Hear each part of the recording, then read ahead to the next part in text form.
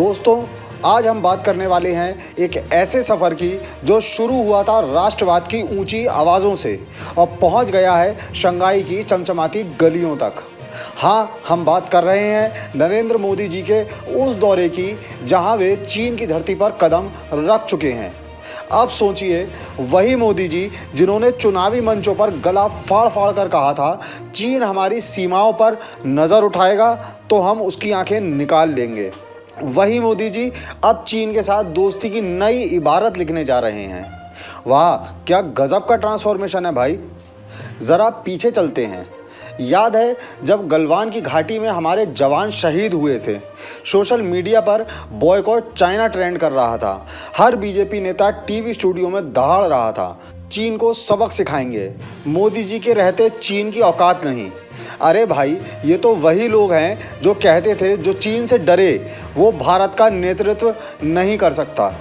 और अब तस्वीर देखिए, मोदी जी शंघाई की गलियों में रेड कारपेट पर मुस्कुराते हैं, कैमरों की फ्लैश लाइट्स के बीच ये संदेश देते हुए चीन के साथ हमारी दोस्ती एशिया की अर्थव्यवस्था का भविष्य तय करेगी। मतलब राष्ट्रवाद से सीधा अंतर्राष्ट्रीय व्यापारवाद तक।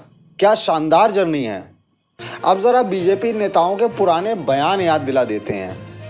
अमित शाह जी ने कहा था, जो पार्टी चीन से डरे वो भारत का नेतृत्व नहीं कर सकती। और अब वही अमित शाह ट्वीट कर रहे हैं, प्रधानमंत्री का चीन दौरा ऐतिहासिक है, यह दोनों देशों के लिए नए अवसर खोलेगा। रविशंकर प्रसाद जी बोलते थे, चीनी ऐप्स भारत की सुरक्षा के लिए खतरा हैं।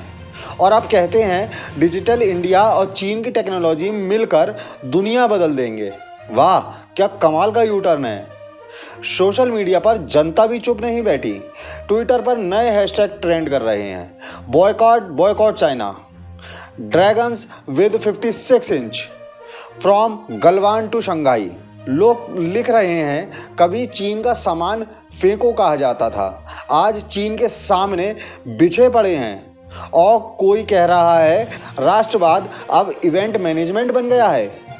अब आते हैं असली मुद्दे पर, ऑपरेशन सिंदूर।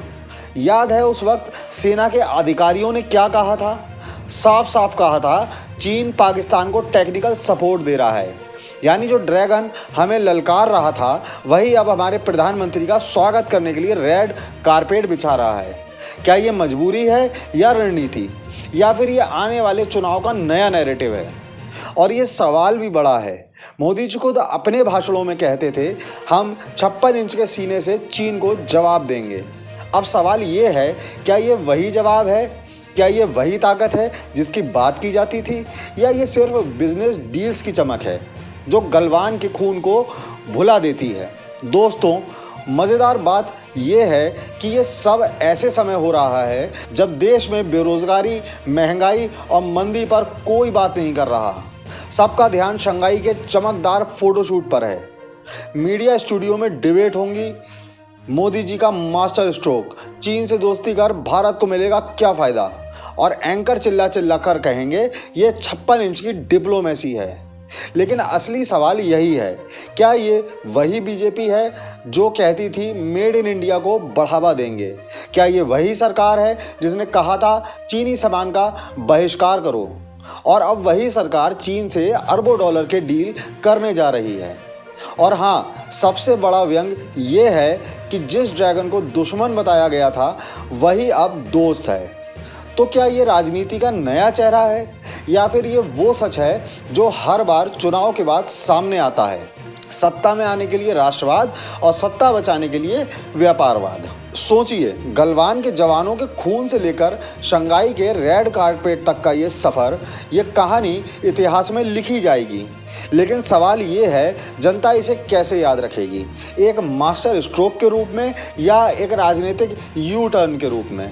दोस्तों, यही है नया भारत, जहां भाषणों से चीन दुश्मन है, लेकिन हकीकत में चीन सबसे बड़ा पार्टनर है। जहां 56 इंच का सीना भी अंतर्राष्ट्रीय मार्केट के आगे झुक जाता है, और जहां राष्ट्रवाद सिर्फ चुनावी पोस्टर पर अच्छा लगता है, क्योंकि असलियत में पैसा ही सबसे बड़ा राष्ट्र है। दोस्तों, आज हम बात करने वाले हैं एक ऐसे सफ़र की जो शुरू हुआ था राष्ट्रवाद की ऊंची आवाज़ों से और पहुंच गया है शंघाई की चमचमाती गलियों तक। हाँ, हम बात कर रहे हैं नरेंद्र मोदी जी के उस दौरे की जहां वे चीन की धरती पर कदम रख चुके हैं।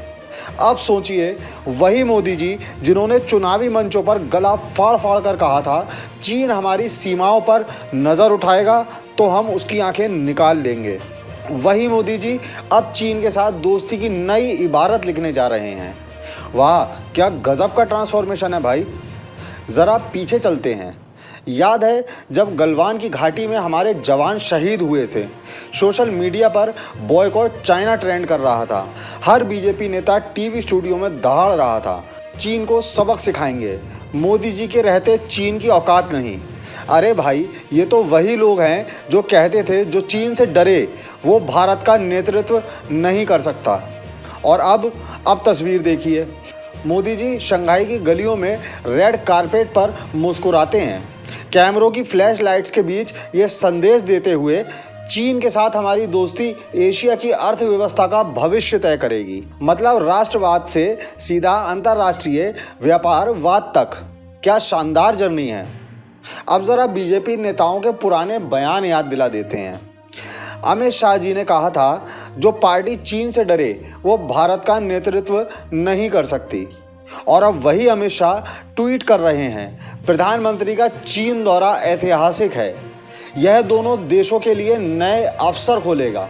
रविशंकर प्रसाद जी बोलते थे, चीनी ऐप्स भारत की सुरक्षा के लिए खतरा हैं। और अब कहते हैं, डिजिटल इंडिया और चीन की टेक्नोलॉजी मिलकर दुनिया बदल देंगे। वाह, क्या कमाल का यू टर्न है। सोशल मीडिया पर जनता भी चुप नहीं बैठी। ट्विटर पर नए हैशटैग ट्रेंड कर रहे हैं, boycott China, dragons with 56 inch, from Galwan to Shanghai. लोग लिख रहे हैं, कभी चीन का सामान फेंको कहा जाता था, आज चीन के सामने बिछे पड़े हैं। और कोई कह रहा है, राष्ट्रवाद अब इवेंट मैनेजमेंट बन गया है। अब आते हैं असली मुद्दे पर, ऑपरेशन सिंदूर।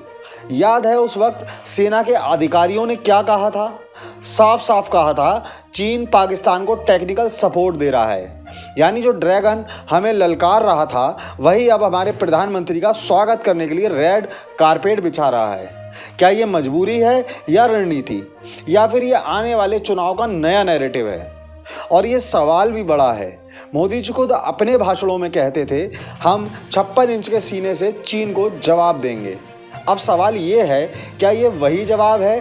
क्या ये वही ताकत है जिसकी बात की जाती थी, या ये सिर्फ बिजनेस डील्स की चमक है जो गलवान के खून को भुला देती है? दोस्तों, मज़ेदार बात यह है कि ये सब ऐसे समय हो रहा है जब देश में बेरोजगारी, महंगाई और मंदी पर कोई बात नहीं कर रहा। सबका ध्यान शंघाई के चमकदार फोटोशूट पर है। मीडिया स्टूडियो में डिबेट होंगी, मोदी जी का मास्टर स्ट्रोक, चीन से दोस्ती कर भारत को मिलेगा क्या फ़ायदा, और एंकर चिल्ला चिल्ला कर कहेंगे ये 56 इंच की डिप्लोमेसी है।